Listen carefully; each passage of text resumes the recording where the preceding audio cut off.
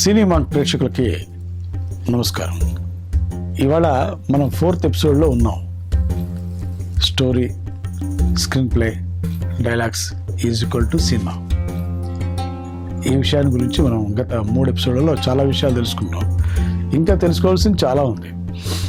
3rd ఎపిసోడ్లో మనం ప్రతి స్టోరీని, అది మీరు మైథాలజికల్ అయినా సోషల్ అయినా ఏ స్టోరీ అయినా కూడా 5 to 6 పార్ట్స్ చేస్తే బాగుంటుంది. ఎవ్రీ పార్ట్లో మినిమం ఒక 12 to 15 సీన్స్ పెట్టుకోండి. రాసేటప్పుడే ప్రతి సీన్ ఎండింగ్ ఒక బ్యాంక్ పాయింట్ లాగా ఉంటే బాగుంటుంది. నెక్స్ట్ పార్ట్కి అది లీడ్ అవుతుంది. మళ్ళీ ఆ పార్ట్ ల్యాండింగ్ కూడా బ్యాంక్ పాయింట్గా ఉండాలి అని చెప్పాను. ఎగ్జాంపుల్ తీసుకుంటే మీరు రామాయణం చూడండి. రామాయణంలో మీరు ఫస్ట్ పార్ట్ 12 సీన్లు అనుకోండి. పుత్రకామేష్టి యాగం, దశరథ మహారాజు యాగం చేయడం, ఆయనకి 4 పిల్లలు, వాళ్ళు పెరిగి పెద్దగా అవడం, ఇదంతా జరుగుతూ ఉన్నప్పుడు వాళ్ళ ఆటపాటలతోటి మొత్తం అందరూ ఆనందంగా ఉండడం, అక్కడ సీతాదేవి జన్మించడం, ఇవన్నీ జరుగుతుంటుంది. ఎప్పుడైతే 12th సీన్ అంటే ఫస్ట్ పార్ట్లో 12th సీన్ విశ్వామిత్రుడి ఎంట్రీ, బ్యాంగ్ ఎంట్రీ అయ్యాడు. అంటే మహారాజు ఉన్నాడా, బ్యాంక్ ప్యాక్ కట్ చేస్తాం. సెకండ్ పార్ట్ తీసుకుంటే విశ్వామిత్రుడితోటి ఆ పిల్లల్ని తీసుకువెళ్తా రాముని లక్ష్మణుని నా యాగ సంరక్షణ చేయాలి అని ఆయన తీసుకువెళ్ళడం, వాళ్ళకి విద్యాబుద్ధులు నేర్పించడం, సీతాదేవితో అక్కడ వివాహం జరగడం, ఇవన్నీ జరుగుతాయి. మళ్ళీ వాళ్ళు రావడం, రాముడు పెద్దవాడయ్యాడు కాబట్టి దశరథ మహారాజు అతన్ని యువరాజు నుంచి పట్టాభిషేకం చేయాలి అనుకోవడం, మందర కైకేయికి సలహాలు ఇవ్వడం, కైకేయి వరాలు అడిగి రాముణ్ణి వనవాసానికి పంపించాలి అని దశరథుడు అనడం, బ్యాంక్ పాయింట్. సెకండ్ పార్ట్ వీళ్ళు 3rd పాయింట్లో వీళ్ళు అడవులకు వెళ్తారు. అడవులకు వెళ్ళిన తర్వాత అక్కడ గుహుడు ఇవన్నీ ఉంటాయి, చాలా విషయాలు జరుగుతాయి. మారీచుడు హా సీత హా రామ అనడం, రావణాసుడు సీతాదేవిని తీసుకెళ్ళడం, ఇంటర్వెల్ పాయింట్. 3rd పార్ట్లో బ్యాంక్ పాయింట్, ఇంటర్వెల్ పాయింట్. మళ్ళీ 4th పార్ట్ తీసుకుంటే ఇంటర్వెల్ తర్వాత రాముడు ఆంజనేయుడిని కలవడం, ఆంజనేయుని ద్వారా సుగ్రీవుడిని కలవడం, వాళ్ళ మధ్య ఇది జరగడం, వెతకడం, అవన్నీ జరగడం. మళ్ళీ వాలిని చంపడం, వాలిని చంపిన తర్వాత వాలి రాముడికి ఒక రకంగా శాపం పెట్టడం, ఆ శాపంతో 4th పార్ట్ అక్కడ ఆగిపోతుంది. 5th పార్ట్ తీసుకుంటే ఆంజనేయ స్వామి వెళ్ళడం, అంగదుడు వెళ్ళడం, ఆంజనేయుడు లంకాదహనం చేయడం, రావణాసుని కొడుకు లక్ష్మణ కుమారుడు ఆంజనేయుడి చేతిలో చనిపోవడం, రావణాసుడు ఒకటేసారి గట్టిగా బాగా కేక వేస్తూ అరవడం, అది 5th పార్ట్ అండి. అంటే అప్పటికి క్లైమాక్స్ దగ్గరికి వస్తున్నాం మనం, ఒక్కొక్క స్టెప్ బై స్టెప్ వస్తున్నాం. 6th పార్ట్ తీసుకుంటే యుద్ధం జరుగుతుంది, లక్ష్మణుడు మూర్చిపోతాడు, అక్కడికి ఆంజనేయ స్వామి మృత సంజీవుని తీసుకొస్తాడు, ఇవన్నీ జరుగుతాయి. ఇవన్నీ రావణాసుడిని చంపడం, ఇవన్నీ జరుగుతాయి, గట్టా జరుగుతాయి. అంటే మీరు వాల్మీకి రామాయణం తీసుకున్నా, వేదవ్యాసుల వారు రాసిన మహాభారతం తీసుకున్నా, ప్రతి స్టెప్ బై స్టెప్ ప్రతి యాంగిల్లో మనకు బ్యాంక్ పాయింట్స్ ఉంటాయి. అవి స్టోరీని ఇంట్రెస్ట్గా లీడ్ చేస్తుంటాయి. కాబట్టి మనం రాసేటప్పుడే, ప్లానింగ్ చేసుకునేటప్పుడే, ప్రణాళిక తయారు చేసేటప్పుడే ఇలాంటి పాయింట్స్ని కూడా నోట్ చేసుకుంటే రచయితలకి చాలా ఉపయోగపడుతుంది. అంటే మీరు ఆలోచన వచ్చింది రాయండి, రాస్తున్నది పదే పదే రాస్తూ ఉంటే, పదే పదే ఆలోచిస్తుంటే మీ స్టోరీ డెవలప్ అవుతుంటుంది. డెవలప్ అవుతున్నప్పుడు అది ఇంప్రూవ్ అవుతుంది. ఎంత ఇంప్రూవ్ అవుతే స్టోరీ అంత బెటర్మెంట్ వస్తుంది. బెటర్మెంట్ రావడానికి మీరు మ్యాక్సిమం ఈ కవరప్ చేయాలి. ఇది లాస్ట్ 3rd ఎపిసోడ్లో ల్యాండింగ్ది. 4th ఎపిసోడ్లో ఇప్పుడు బిగినింగ్ తీసుకొని ఈ ఎపిసోడ్ మ్యాటర్కి మనం వెళ్ళిపోతున్నాం. ఇప్పుడు ఈ ఎపిసోడ్లో మన స్టోరీస్ ఉన్నాయి. స్టోరీస్ రెగ్యులర్ స్టోరీస్, రెగ్యులర్గా కథా విధానం జరుగుతుంటుంది. కొన్ని స్టోరీస్ మీరు చూడండి, ఫ్లాష్ బ్యాక్తో మొదలవుతుంది. ఫ్లాష్ బ్యాక్ స్టోరీస్ ఫ్లాష్ బ్యాక్తో బిగిన్ అవుతాయి. కొన్ని స్టోరీస్ నేరేటెడ్ స్టోరీస్. మీరు చూడండి, అంటే మనకు మిక్సింగ్ స్టోరీస్. ఇంకో దాంట్లో నేరేషన్ ఉంటుంది, ఫ్లాష్ బ్యాక్ ఉంటుంది, రెగ్యులర్ ఉంటుంది, మిక్సింగ్ స్టోరీస్ ఉంటాయి. అంటే ఈ 4 రకాల సినిమా కథలు కానీ సీరియల్ కథలు కానీ ఇప్పుడు మనకు గత 100 సంవత్సరాల సినిమా చరిత్రను పరిశీలిస్తే మనకు అందుబాటులో ఉన్నాయి. కాబట్టి దాన్ని మనం టేకప్ చేస్తున్నాం. స్టోరీస్ అన్ని 4 విధాలుగా అని చెప్పుకుంటున్నాం. ఒకటి straight stories, flash back stories, narrated stories, mixing stories.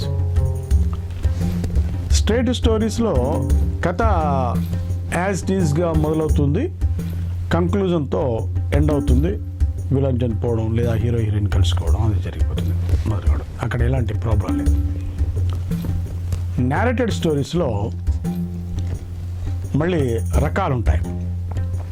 Narrated స్టోరీస్లో మీరు చూస్తే నేరేటెడ్ స్టోరీస్లో కథలో ప్రధాన పాత్ర పోషిస్తున్న ఒక క్యారెక్టర్ స్టోరీ నేరేషన్ చేస్తుంటుంది, కథ చెప్తూ ఉంటుంది.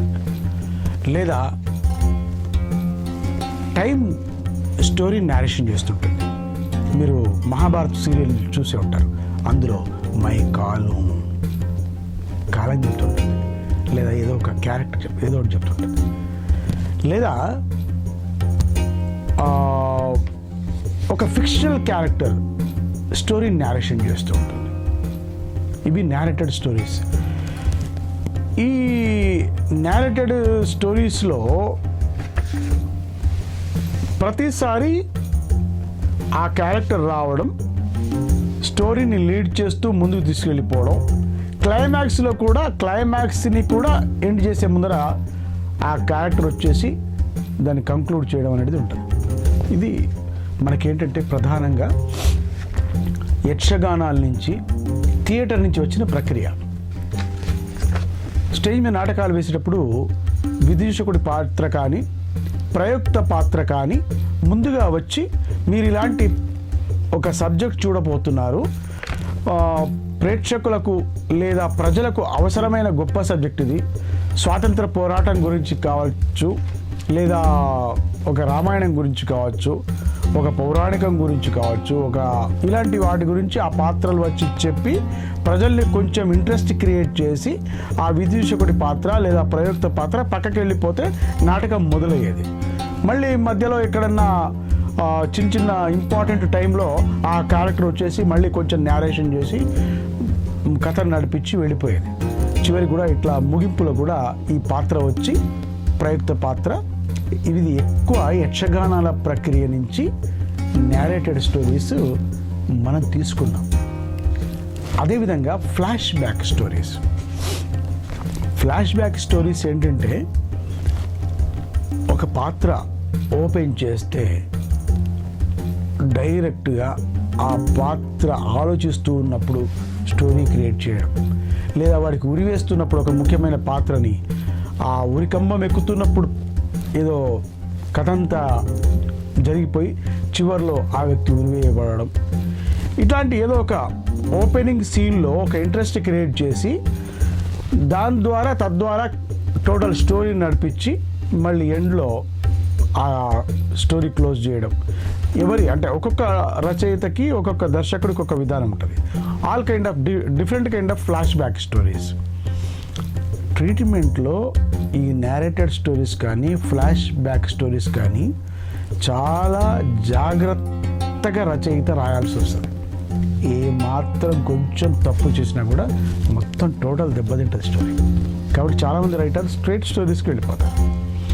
ఇంకో కొన్ని స్టోరీస్ తీసుకుంటే మీరు మిక్స్డ్ స్టోరీస్ ఉంటాయి.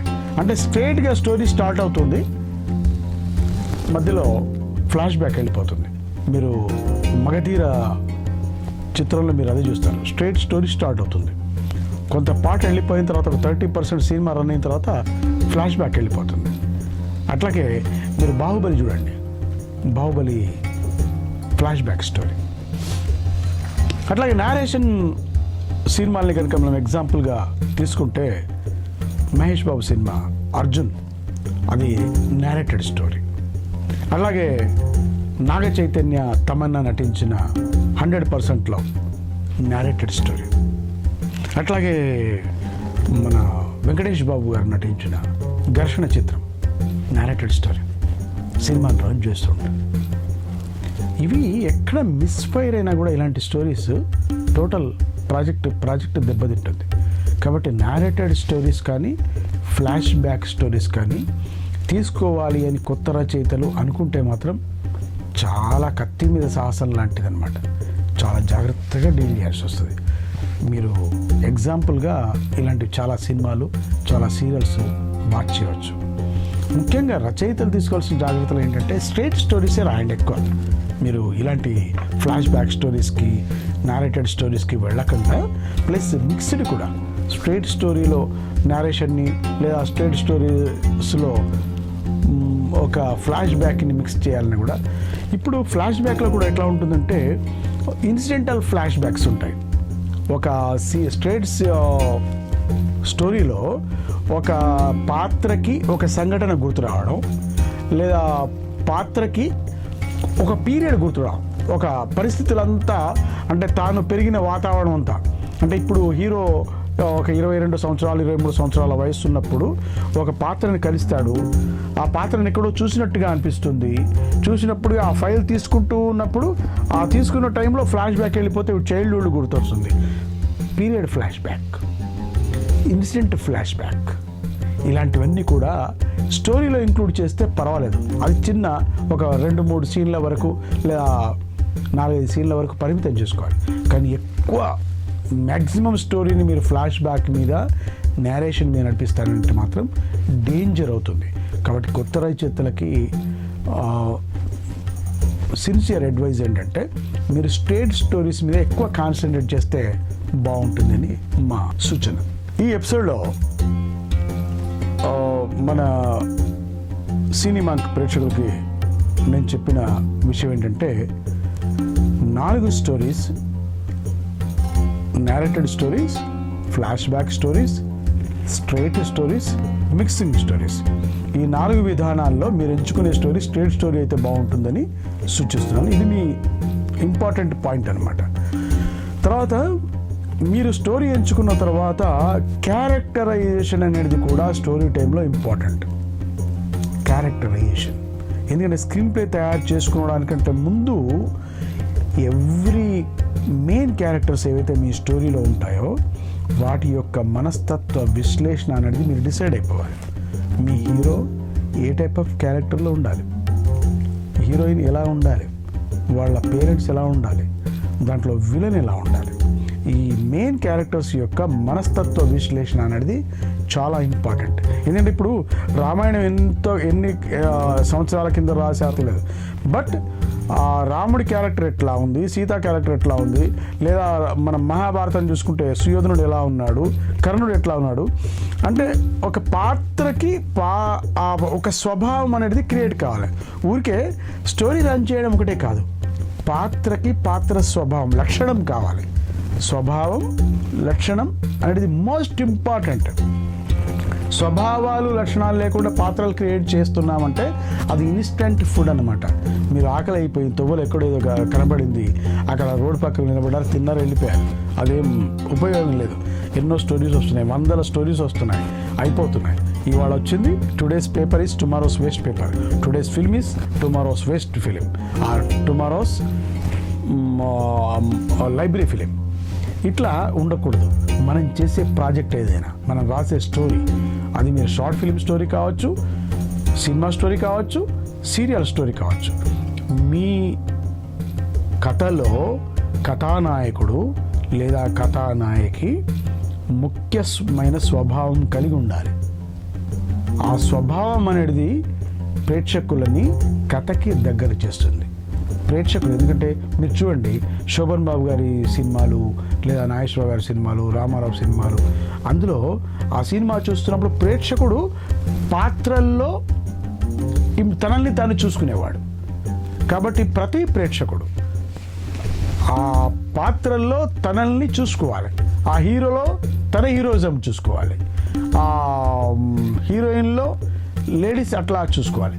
కాబట్టి పాత్రల స్వభావాన్ని మీరు చాలా జాగ్రత్తగా ఆచితూచి క్రియేట్ చేసుకుంటే మీ కథ 4 కాలాల పాటు పదిలంగా ఉండి లక్షలాది మందికి మిమ్మల్ని దగ్గర చేస్తుంది. కథలు తయారు చేయడం చాలామంది చేస్తారు, వేల మంది కథలు రాస్తారు, ప్రతి వాళ్ళు కథలు రాస్తారు. కానీ మన కథ ఎక్కువ మందిని ఆకట్టుకోవాలి అంటే, ఎక్కువ మందికి దగ్గర కావాలి అంటే, ఎక్కువ మంది చేత మన్నన పొందాలి అంటే, మీరు గొప్ప రచయిత కావాలంటే మీరు సృష్టించే కథలో ఒక అద్భుతమైన అండర్ కరెంట్ మాదిరి ఒక నీతి లేదా ఒక స్టోరీ లైన్ ఉండడంతో పాటు పాత్రలకి గొప్ప మనస్తత్వాన్ని మీరు క్రియేట్ చేయాలి. అప్పుడు మీరు గొప్ప రైటర్స్గా ప్రూవ్ అవుతారు. Thank you very much.